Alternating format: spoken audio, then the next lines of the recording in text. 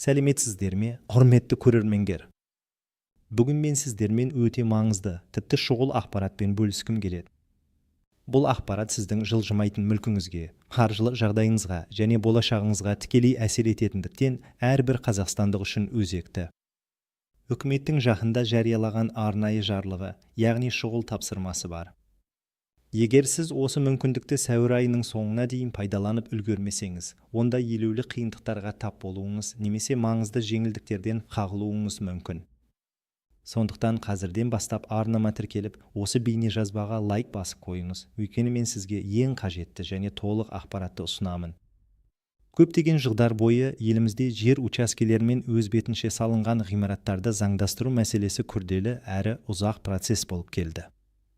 Бұрын бұл мәселемен айналысқан азаматтар түрлі бюрократиялық кедергілерге, құжаттарды жинаудың қиындығына, уақыттың көп кетуіне және қосымша шығындарға тап болғандарын жақсы біледі. Мысалы, жер учаскесін сатып алғанмен, оның нысаналы мақсатын өзгертпеген немесе үй салғанмен, оны пайдалануға енгізу актісін алмаған жағдайлар көп болды. Осындай заңды түрде тіркелмеген мүліктер үшін адамдар оны сата алмайды, кепілге қоя алмайды, мемлекеттік бағдарламаларға қатыса алмайды немесе оған қатысты мұрагерлік мәселелерін шеше алмайтын. Бұл әсіресе ауылдық жерлерде немесе қала шетіндегі елді мекендерде кең таралған құбылыс еді. Көптеген отбасылар жылдар бойы өздері тұрып жатқан үйлерінің заңды мәртебесі жоқтығынан үнемі алаңдаушылықпен өмір сүрді. Тіпті кейбір жағдайларда мемлекет тарапынан айыппұл салу немесе нысанды бұзу туралы қауіп те төнді. Бірақ қазір үкімет бұл жағдайды түбегейлі өзгертіп, миллиондаған қазақстандықтарға өз мүліктерін жеңілдетілген тәртіппен заңдастыруға бірегей мүмкіндік берді. Бұл шынайы бетбұрыс. Жарлықтың негізгі мақсаты елдегі тіркелмеген мүлікті заңды айналымға енгізу, осылайша азаматтардың меншік құқықтарын қорғауды күшейту және экономикалық тұрақтылықты арттыру. Бұл шараның арқасында мемлекет мүліктердің нақты санын есептеп, оларды салық базасына енгізуді көздейді. Сонымен қатар, азаматтарға өз мүліктерін заңдастыру арқылы оларды еркін басқаруға, сатуға, сатып алуға, кепілге қоюға немесе мұраға қалдыруға мүмкіндік беріледі. Енді бұрынғыдай ұзақ әрі шығынды сот процестерінен өтудің қажеті жоқ. Дегенмен, бұл мүмкіндік тек сәуір айының соңына дейін ғана жарамды. Яғни, бізде уақыт тығыз, сондықтан әрекет етуіміз керек. Енді осы шұғыл жарлықтың егжей-тегжейіне тоқталайық. Бұл жарлықтың мәні Қазақстан Республикасының аумағындағы тіркелмеген жер учаскелерін және оларда орналасқан өз бетінше салынған құрылыстарды заңдастыруға мүмкіндік беру. Бұл бастама әрбір адамға қатысты емес, бірақ елімізде 10 мыңдаған, тіпті 100 мыңдаған отбасының мәселесін шешуге арналған. Кімдерге алаңдау қажет және кімдерге қажет емес? Алаңдау қажет. 1. Өз бетінше салынған тұрғын үйлері бар азаматтар. Егер сіздің үйіңіз немесе оның бір бөлігі, мысалы, қосымша құрылыс пайдалануға енгізу актісінсіз салынған болса, онда сіз осы жеңілдетілген тәртіппен оны заңдастыра аласыз. Бұл әсіресе 1991 жылдан кейін салынған, бірақ ресми түрде тіркелмеген үйлерге қатысты. 2. Құжаттары толық емес немесе заңды түрде рәсімделмеген жер учаскелерінің иелері.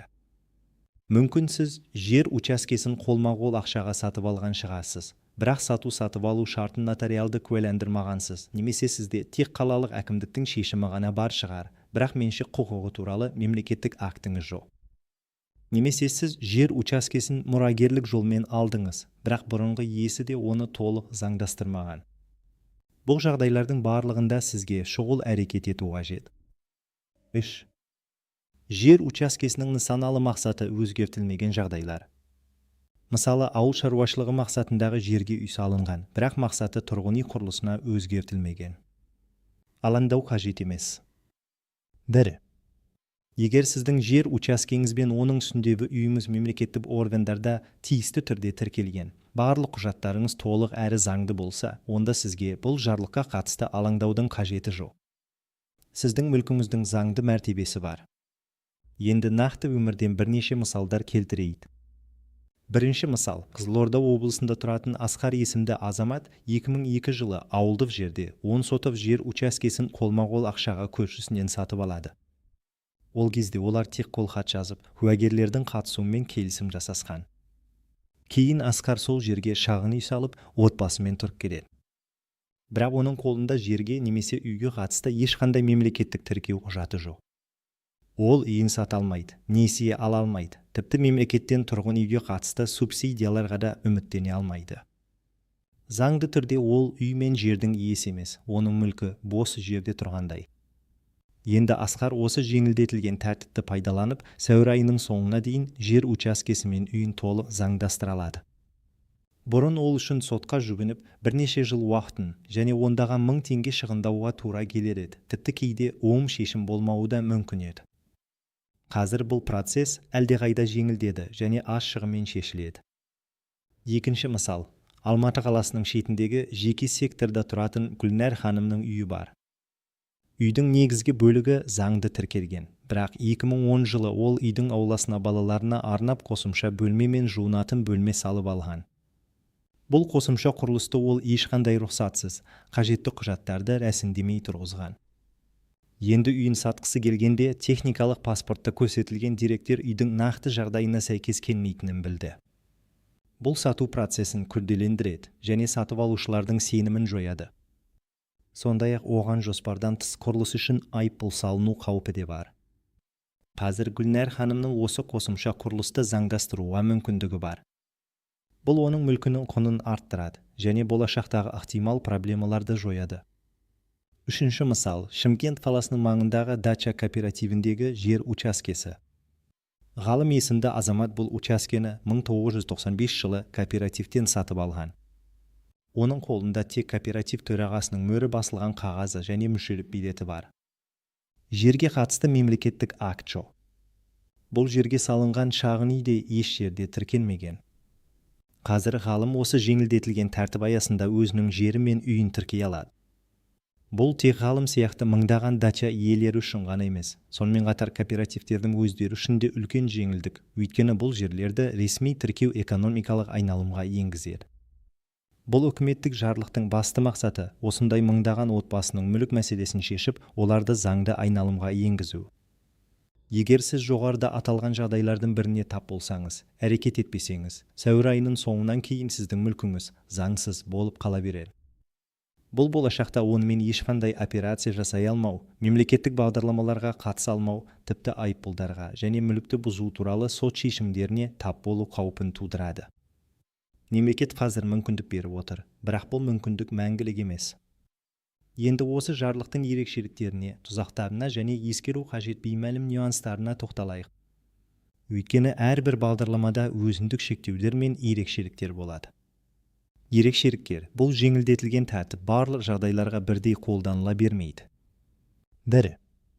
Қорғалатын аумақтар. Егер сіздің жер учаскеңіз немесе үйіңіз ұлттық саябақтардың, тарихи-мәдени мұра аймақтарының, су қорғау аймақтарының немесе басқа да арнайы қорғалатын табиғи аумақтардың шекарасында орналасқан болса, онда оны заңдастыру мүмкін болмауы мүмкін.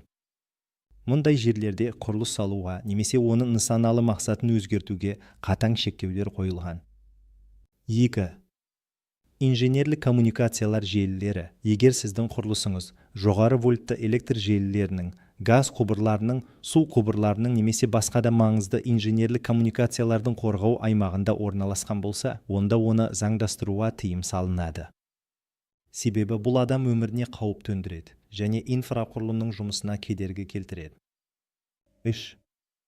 Тікелей қауіп төндіретін құрылыстар. Егер сіздің өз бетінше салынған ғимаратыңыз апатты жағдайда болса, құлау қаупі болса, немесе санитарлық нормаларға сәйкес келмесе, оны заңдастыру мүмкін емес.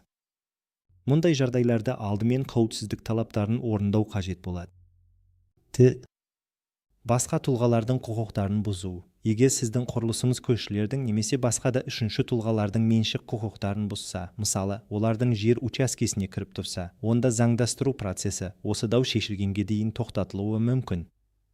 Тұзақтар мен беймәлім нюанстар. 1. Құжаттарды жинаудағы қателіктер. Заңдастыру процесі жеңілдетілген болса да, құжаттарды мұқият жинауды және толтыруды қажет етеді. Бір ғана қателік немесе бір құжаттың жоқ болуы бүкіл процесті тоқтатып, уақытты жоғалтуыңызға себеп болуы мүмкін. Мысалы, жер учаскесінің шекараларын анықтау кезіндегі кадастрлық қателіктер. 2. Кеңесшілердің жалған уәделері. Нарықта осы жеңілдетілген тәртіпті пайдаланып, қыруар ақша табуды көздейтін алаяқтар пайда болуы мүмкін. Олар сізге барлығын тез арада және еш құжатсыз шешіп береміз деп жалған уәделер беруі мүмкін. Ресми органдардан басқа ешкімге сенбеңіз және күмәнді ұсыныстарға келіспеңіз. Барлық төлемдерді тек ресми банк мекемелері арқылы мемлекеттік баж салығы үшін төлеңіз. 3. Мерзімді өткізіп алу. Ең басты тұзақ сәуір айының соңына дейінгі мерзімді иремеу немесе кешіктіру. Мемлекеттік органдар әдетте мұндай жеңілдетілген бағдарламалардың мерзімін ұзартпайды. Егер сіз үлгермесеңіз, онда сіз бұрынғы күрделі әрі шығынды жолға қайта оралуыңызға тура келеді. Жерге қатысты даулы мәселелер. Егер сіздің жер учаскеңізге қатысты көршілермен немесе бұрынғы иелермен даулы мәселелер болса, бұл жеңілдетілген тәртіп бұл дауды автоматты түрде шешпейді. Сізге дауды бөліп шешуге тура келуі мүмкін. Бұл заңдастыруды кешіктіреді, немесе тіпті оған кедергі болады. Сондықтан даулы жағдайлар болса, дереу заңгерлік кеңес алған дұрыс. 5. Қосымша шығындар. Жеңілдетілген деген сөз тегін дегенді білдірмейді. Сізге мемлекеттік баж салығын, техникалық паспорт жасауға, жер учаскесін межелеуге қажет болса, және басқа да ұсақ төлемдерді төлеуге тура келеді. Дегенмен бұл шығындар бұрынғы сот процестерімен салыстырғанда әлдеқайда аз болады. Мысалы, техникалық паспортқа 10 мыңнан 20 мың теңгеге дейін, ал жер учаскесін межелеуге 30 мыңнан 70 мың теңгеге дейін кетуі мүмкін. Бұл әрине аймаққа және учаскенің көлеміне байланысты. Бұрын сот арқылы заңдастыру бірнеше 100 мың теңгеге дейін шығындалуы мүмкін еді. 6. Салықтың өсуі. Мүлкімізді заңдастырғаннан кейін, ол ресми түрде тіркеліп, оған мүлік салығы салына бастайды. Бұл үй шаруашылығының жалпы шығындарына әсер етеді, сондықтан оны ескеру қажет. Әдетте, салық мөлшері мүліктің кадастрлық құнына байланысты болады. 7. Жердің нысаналы мақсаты. Егер сіздің жер учаскеңіздің нысаналы мақсаты үй салуға арналмаған болса, мысалы, бау-бақша шаруашылығы, сіз оны заңдастыру процесінде өзгертуіңіз қажет болады. Бұл да белгілі бір процедуралар мен шығындарды талап етеді. Бұл нюанстарды білу сізге процесті сәтті аяқтауға көмектеседі. Енді ең маңызды бөлім нақты не істеу керек.